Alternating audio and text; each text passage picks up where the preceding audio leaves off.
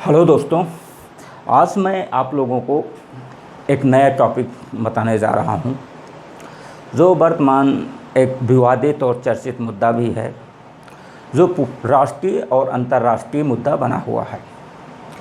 वो विवाद है भारत चीन विवाद। इसके लिए हमें इसका इतिहास समझना पड़ेगा। भारत चीन संबंध कैसे हैं, इनका आधार क्या है, इसकी पृष्ठभूमि क्या है, इन सारी चीज़ों के बारे में आप लोगों को जानना है। आप लोग जानते हैं कि अंतर्राष्ट्रीय संबंध आपकी परीक्षा सिविल सेवा में ये सेकंड पेपर में है, मेंस में।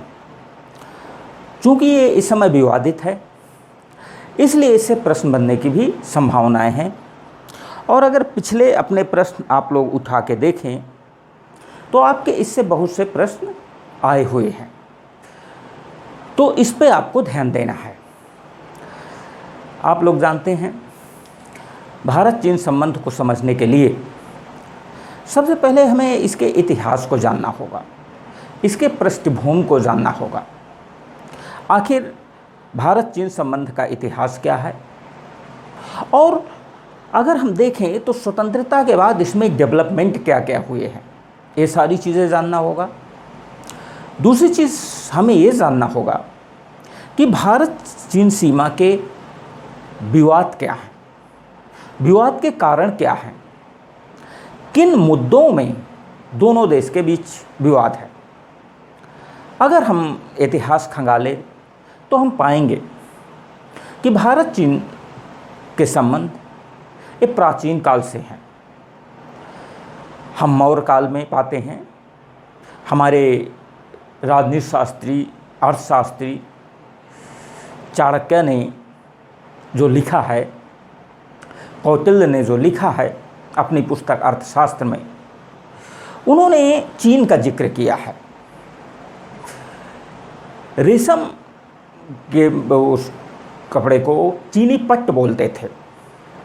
इसके बाद अनेक चीन से यात्री आए हैं, फाहियान हैं, ह्वेनसांग हैं, जो यहाँ की कला संस्कृति को समझने का प्रयास किया है। चीन भी लंबे समय तक जापान से युद्ध में उलझा रहा। ये सारी चीज़ें अगर हम देखें, ये दो एशिया के बड़े देश हैं।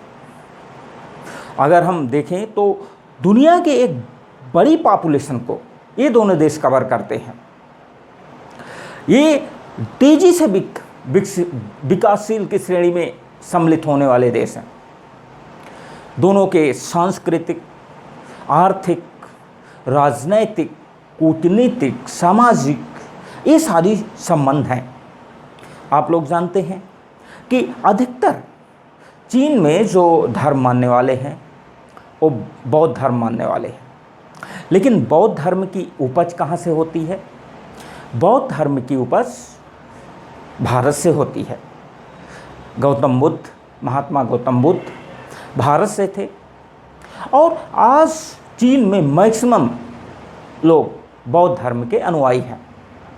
तो सांस्कृतिक, सामाजिक, आर्थिक संबंध हमारे प्राचीन काल से हैं। हम अगर स्वतंत्रता के बाद के भारत की अध्ययन करें, चीन संबंध किन किन दौर से गुजरे हैं, किन किन फेजों से गुजरे हैं, वो जानना आप लोगों को ज़रूरी है। आप जानते हैं 1949 में भारत एक ऐसा गैर साम्यवादी देश है जिसने चीन को साम्यवादी देश की मान्यता दिलाने में या मान्यता देने में प्रथम नाम भारत का आता है, भारत ने दिया है। लेकिन ये संबंध स्वतंत्रता के बाद हमारे शुरू होते हैं। चीन हमारा पड़ोसी है, और आप जानते हैं कि ज़्यादातर पड़ोसी देशों के साथ जो विवाद की स्थिति होती है वो सीमा को लेकर होती है। सीमाएं स्पष्ट न होने के कारण विवाद का रूप ले लेती हैं और एक बहुत बड़े तनाव का कारण बन जाती हैं, जिससे व्यापक जनधन हानि की संभावनाएं हमेशा बनी रहती हैं। ये आप लोग जानते हैं। चीन के और भारत के संबंध को हमें कई फेज में बांटकर देखना होगा। और अगर हम पहला फेज देखें तो यह है चीन और भारत के संबंध के आमोद प्रमोद का काल, मित्रता का काल है, जिसे हम कह सकते हैं ये मित्रता का काल जो चला था वो 1950 से 1960 तक हम कह सकते हैं। इसके बाद जो काल है, जो समय है 1960 से 1980 के बीच, ये दोनों के बीच तनाव का काल है, टेंशन का काल है, जिसमें युद्ध हुए, वाद विवाद, ढेर सारी समस्याएं उत्पन्न हुई हैं। और 1980 के बाद का काल देखें अगर हम, तो ये फिर वार्तालाप, दोनों देशों के बीच समन्वय स्थापित करने, दोस्ती स्थापित करने, मित्रता कायम करने संबंधी काल माना जाता है। आप लोग जानते हैं 1949 के बाद 1949 में चाइना स्वतंत्र होते ही तिब्बत में अपना अधिकार जमाने लगा। ये भारत के एक रोष का कारण भी बना, लेकिन भारत ने इसे कालांतर में स्वीकार कर लिया समय के साथ। चीन भारत की मित्रता को 1950 के बाद बहुत ही महत्व देता था और भारत भी चीन की मित्रता को 1950 के बाद बहुत महत्व देते थे। आप लोग जानते हैं ये मित्रता का समय था और एक नारा हमारे देश में प्रचलित था, भारत चीनी भाई भाई का वो था, हिंदी चीनी भाई भाई। 1954 में चाइना और हमारे बीच 29 अप्रैल 1954 को पंचशील समझौता हुआ। दोनों में शांति स्थापित करने के प्रयास किए गए, शर्तें तय की गई।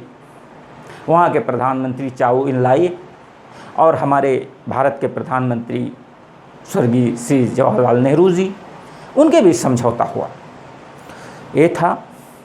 और वहाँ के प्रधानमंत्री, हमारे प्रधानमंत्री का कई बार आना जाना हुआ, लेकिन चीन इधर दोस्ती का हक अलाप रहा था, उधर भारत के प्रति कहीं ना कहीं उसके मन में बहुत अच्छी सोच नहीं थी और वो कहीं ना कहीं षड्यंत्र भी साथ साथ रच रहा था। आप लोग जानते हैं 1958 के बाद दोनों के बीच पुनः स्थिति बदलाव लेना शुरू हुई। जो मित्रता थी वो कटुता में बदलना शुरू हुई, जिसके कुछ तत्कालीन कारण है, जैसे ताइवान से आए थे, तिब्बत से दलाई लामा आए थे और दलाई लामा को भारत ने शरण दी थी। ये चीन को स्वीकार नहीं था। जो 1914 में मैकमोहन रेखा खींची गई थी, जो भारत और चीन की सीमा को निर्धारित करती है, ये ब्रिटिश प्रधानमंत्री के ब्रिटिश प्रतिनिधि के द्वारा ये की गई थी। चीन ने इसे स्पष्ट अस्वीकार कर दिया। 1962 तक आते आते स्थिति बनी कि चीन ने भारत पर अचानक आक्रमण कर दिया। अक्टूबर 1962 में, जिसे आज हम अक्साई चीन या गलवान की घाटी कहते हैं, उस पर चीन ने आक्रमण कर दिया। और चूँकि हम इधर दोस्ती की बात कर रहे थे, हमारे सैनिक सतर्क नहीं थे।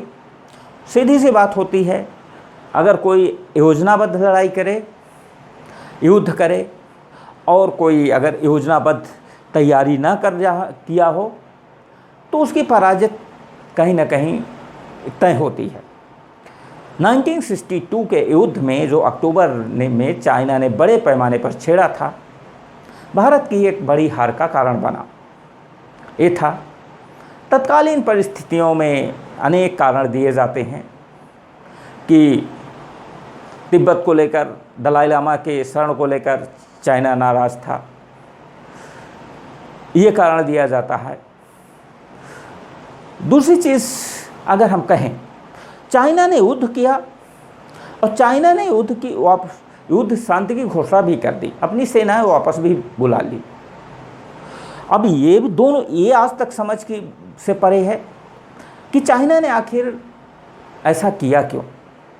लेकिन हमारे जो विशेषज्ञ हैं अंतर्राष्ट्रीय संबंधों के, वो मानते हैं कि चाइना का जो मकसद था वो मकसद था भारत को नीचा दिखाना, अपनी शक्ति का प्रदर्शन करना, भारत को अपमानित करना, और वो सारी चीज़ें पूरी हो गई तो चीन ने अपनी सेनाओं को वापस बुला लिया। रही बात 1962 में भारत की पराजय हुई, एक बड़ा भाग भारत का चीन के हाथों चला गया। ये भारत के लिए एक बड़ी घटना थी, दुखद घटना थी, असहनीय घटना थी, जिसे भारत आज तक महसूस करता है।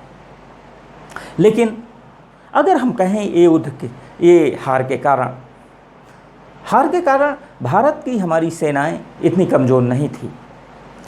जो कमज़ोर का या हार का कारण बना वो भौगोलिक परिस्थितियाँ थी। भौगोलिक परिस्थितियाँ चीनी सेनाओं के अनुकूल थी, जबकि भारतीय सेनाओं के अनुकूल नहीं थी, क्योंकि भारतीय सेना को पहाड़ी क्षेत्र में ऊंचाई पे चढ़ के युद्ध करना होता था और चाइना के सेना को ऐसा कुछ नहीं था, और वो हार का कारण बन गया। मानसिक रूप से भारतीय सेना तैयार नहीं थी, ये भी एक हार का कारण बन गया। ये थी चीन की वो जो है। इसके बाद दौर शुरू होता है। ये जो दौर था ये दोनों के बीच टकराव का दौर था, तनाव का दौर था। हमारी एक लंबी क्षेत्र चाइना के हाथों चला गया, लेकिन पड़ोसी के साथ ज़्यादा समय तक शत्रुता भी ठीक नहीं होती है, क्योंकि अनेक प्रकार के संबंध होते हैं और कहीं ना कहीं शत्रुता के जो संबंध होते हैं दोनों देश के लिए एक समय बाद नुकसान पहुंचाना शुरू कर देते हैं। युद्ध से बेहतर शांति होती है, दोनों देशों की तरक्की सुनिश्चित होती है, शांति से व्यापार में वृद्धि होती है।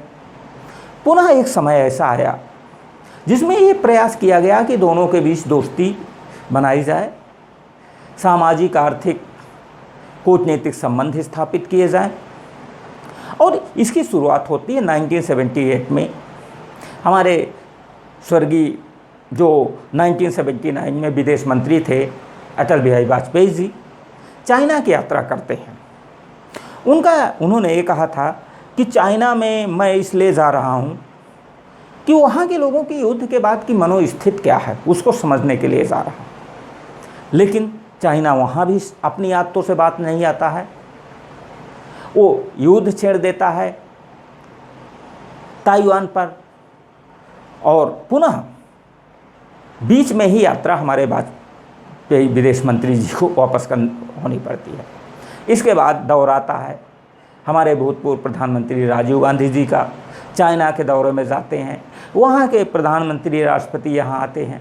संबंध का ये उतार चढ़ाव का दौर, वार्ताओं का दौर है। ये दोनों देश को तो लगने लगता है कि ज़्यादा समय तक शत्रुता दोनों देशों के हित में नहीं है, ना ये चाइना के लिए हित में है और ना ही ये भारत के हित में है। बेहतर हो कि दोनों के बीच मित्रता कायम करके आर्थिक संबंधों को स्थापित किया जाए, इकोनॉमिकल रिलेशंस को बनाया जाए। ये सारी चीज़ें चलती रहीं। वर्तमान में आप लोगों ने देखा अभी 17 जून को जो बड़ी घटना हुई गलवान की घाटी में। ये गलवान की घाटी जो आप जानते हैं अक्साई चीन, जो भारत और अक्साई चीन के बीच में है, ये भारत को सामरिक दृष्टि से अत्यंत महत्वपूर्ण है। हमारे 20 सैनिकों को मार दिया गया, ये स्थिति हुई। चीन वहाँ पे अवैध निर्माण कर रहा है जिसका भारतीय सेना विरोध कर रही है, क्योंकि चाइना है उसकी जो नीति रही है विस्तारवादी नीति, साम्राज्यवादी नीति, और आज दुनिया में परिस्थितियाँ इतनी बदल गई हैं। आज ज़्यादातर देश लोकतंत्र को महत्व दे रहे हैं, विकास को महत्व दे रहे हैं, लेकिन चीन अपनी नीति से अभी भी वो अलग नहीं हुआ है। वहाँ के आप इतिहास जाएं तो देखेंगे, वहाँ के माओ से तुंग हैं जो बहुत बड़े नेता थे इतिहास में।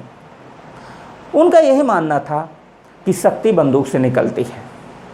साम्राज्यवादी विस्तारवादी नीति की शुरुआत उन्हीं के विचारों से होती है और चाइना आज भी वही कर रहा है।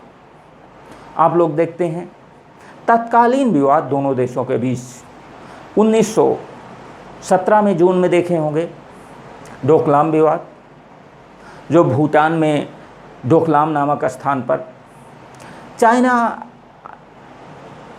अपने ढेर सारे इंफ्रास्ट्रक्चर डेवलप कर रहा, सड़कें बना रहा, रेल बनाने का प्रयास कर रहा है। भारतीय सेना ने विरोध किया।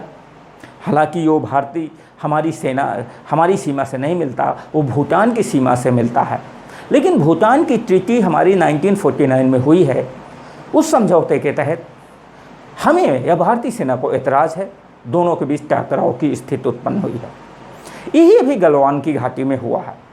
वो चाइना इंफ्रास्ट्रक्चर डेवलप कर रहा है, भारतीय सेना हमें हालांकि अगर हम जाएं गलवान की घाटी में देखें तो एक अच्छा निर्जन क्षेत्र है। वो ना ही पर्यटन के अनुकूल है, ना ही वो एग्रीकल्चर के अनुकूल है, ना ही वो व्यवसाय के अनुकूल है, लेकिन सामरिक दृष्टि से फिर भी वो महत्वपूर्ण है।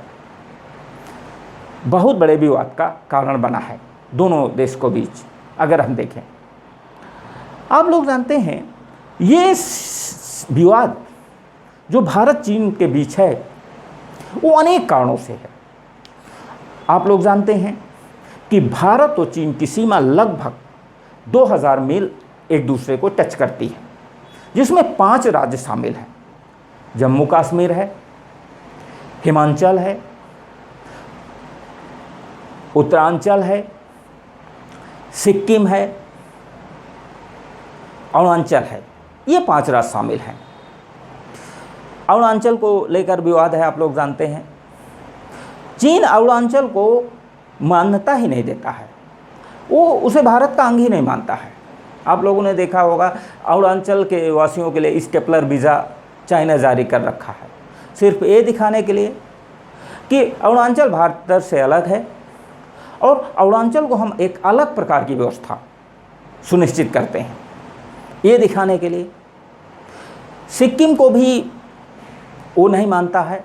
हालांकि 2003 में जब हमारे भूतपूर्व प्रधानमंत्री अटल बिहारी वाजपेयी जी चाइना गए थे तो एक समझौते के तहत चाइना ने सिक्किम को भारत का अंग स्वीकार कर लिया था, जो इसमें भारत ने काफ़ी खुशी भी जताई थी। वो बात अलग है, उसको भी नहीं स्वीकार करता पूर्ण रूप से। एक आप लोगों ने देखा होगा ये अक्साई चीन का भाग है। अक्साई चीन जो एक लगभग एक बहुत बड़ा क्षेत्र चीन के नियंत्रण में हमारा, भारत उसमें अपना दावा मानता है, जबकि चीन उसे स्वीकार नहीं कर रहा। ये भी एक बहुत बड़े विवाद का कारण है। आप लोग जानते हैं कि मैक-मोहन रेखा है, जो 1914 में भारत और चीन के बीच एक ब्रिटिश प्रतिनिधि द्वारा ये रेखा शिमला में समझौते के तहत की गई है। चाइना आज उसे मानने को तैयार नहीं है। जो आप लोग जानते हैं तिब्बत से लेकर अरुणाचल के सीमा निर्धारित करता है, चाइना उसे मानने को तैयार नहीं है। ये भी बड़ा एक कारण है। अगर आज हम देखें तो दोनों के बीच अनेक तनाव के मुद्दे हैं।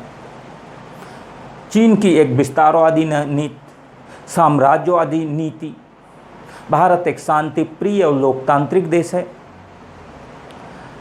भारत एक लोकतांत्रिक देश है जो काफ़ी विकास की भी अवस्था में है, दुनिया में उभरते हुए देशों में है। चीन इस बात को स्वीकार नहीं करता है। चीन हमेशा, अगर हम इतिहास में जाएं, उसकी वर्चस्व की, विस्तार की ये नीति रही है, ये स्वीकार नहीं करता है। एक तो जो लद्दाख वाला क्षेत्र है, भारत चीन वहाँ पे ढेर सारे आधारभूत ढांचे विकसित कर लिए हैं, लेकिन अगर भारत करने का प्रयास करता है अपने क्षेत्र में भी, चाइना को एतराज़ है, चाइना उसे स्वीकार नहीं करता है। एक आप लोग देखते हैं ब्रह्मपुत्र नदी, ब्रह्मपुत्र नदी में चाइना बांध बनाने की कोशिश कर रहा है, जिसे भारत को एतराज़ है। ब्रह्मपुत्र नदी का वो पानी या तो चाइना की ओर मोड़ देगा। दो स्थिति उत्पन्न हो सकती है। जब जल का संकट उत्पन्न होगा तो हो सकता है चाइना बांध बनाकर उस पानी को रोक ले, और जब बाढ़ की स्थिति उत्पन्न होती है तो हो सकता है चाइना बांध को खोलकर बाढ़ से भारत के कई राज्यों को डुबो दे। एक ये भी है विवाद का कारण, अरुणाचल का विवाद का कारण है। आप लोग देखते हैं कि हिंद महासागर में चाइना अपना विस्तार करता जा रहा है, जिसमें भारत को एतराज़ है, दुनिया को एतराज़ है। आप लोग देखते हैं भारत को घेरो नीति, स्प्रिंग ऑफ पल्स की नीति चाइना अपनाया हुआ है, जिसमें वो भारत के पड़ोसी देशों को भारत के विरुद्ध उकसाकर, जैसे अभी आप पाकिस्तान को आप लोगों ने देखा 1965 में, 1971 में साथ दिया, उकसाया। इसी तरह समय समय पर श्रीलंका को, इसी तरह समय समय पर नेपाल को भी यह करता रहता है। ये सारी चीज़ें हैं, लेकिन इसके बावजूद भी आज आप लोग देख रहे हैं दुश्मनी दोनों के हित में नहीं है, शत्रुता दोनों के हित में नहीं है। लेकिन अगर अच्छे संबंध स्थापित कर लिए जाएं, सहयोग और समन्वय की भावना दोनों देशों के बीच हो जाए, तो ये एशिया में या दुनिया में तरक्की करने वाले देशों में सबसे आगे आ जाएंगे। हमारे व्यापारिक संबंध तो है ही, लगभग $26 बिलियन का व्यापार हमारा चाइना के साथ होता है। ये बात अलग है कि हम आयात ज़्यादा करते हैं, निर्यात कम करते हैं चाइना को, इससे चाइना को ही लाभ है, जो हमारे लिए चिंता का भी विषय है। लेकिन ये भी है कि हम अपना सरप्लस चाइना को सप्लाई कर देते हैं और चाइना अपना सरप्लस भारत को सप्लाई करता है। ये सारी चीज़ें हैं। दोनों देशों के बीच पर्यटन के अवसर खोजे जा सकते हैं, दोनों के बीच साइंस एंड टेक। चीन अपने को हार्डवेयर में मजबूत मानता है, तो भारत अपने को सॉफ्टवेयर में मजबूत मानता है। और ये अगर हार्डवेयर और सॉफ्टवेयर मिल जाए तो दुनिया में आईटी के क्षेत्र में इनका मुकाबला करने वाले कोई देश नहीं है। कभी कभी चीन इस बात को स्वीकार भी करता है, चीन इस बात को मानता भी है, लेकिन इसके बावजूद भी जो उसके निहित स्वार्थ हैं, जो क्षणिक स्वार्थ हैं, जो उसकी विस्तारवादी नीति है, जो साम्राज्यवादी नीति है, ये दोनों देशों के बीच आड़े आ जाती है।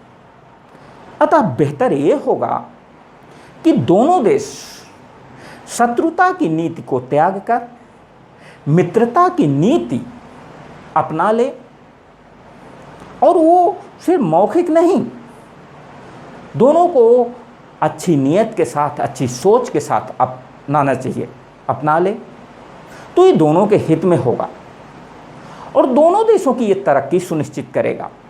आप लोग जानते हैं दोनों देश मैन पावर में आगे हैं, दोनों देश सामरिक रूप से भी महत्वपूर्ण हैं, दोनों देश कई खाद्यान्न पदार्थों के प्रोडक्शंस में आगे हैं। और अगर यही दोनों देश मिल जाएं, युद्ध की नीति को त्याग दें, आज आप लोग देख रहे हैं कि इस तनाव के कारण चाइना का भी रक्षा बजट बढ़ता जा रहा है, लगभग $261 बिलियन तक पहुंचा दिया है। भारत का भी रक्षा बजट बढ़ता जा रहा है, लगभग 71 बिलियन डॉलर है। और अगर यही दोनों चीज़ें विकास के कार्यों में लगाई जाएं तो दोनों की तस्वीर और तकदीर बदलने में देर नहीं लगेगी। आज मेरा टॉपिक यहीं तक रहेगा। Thank you.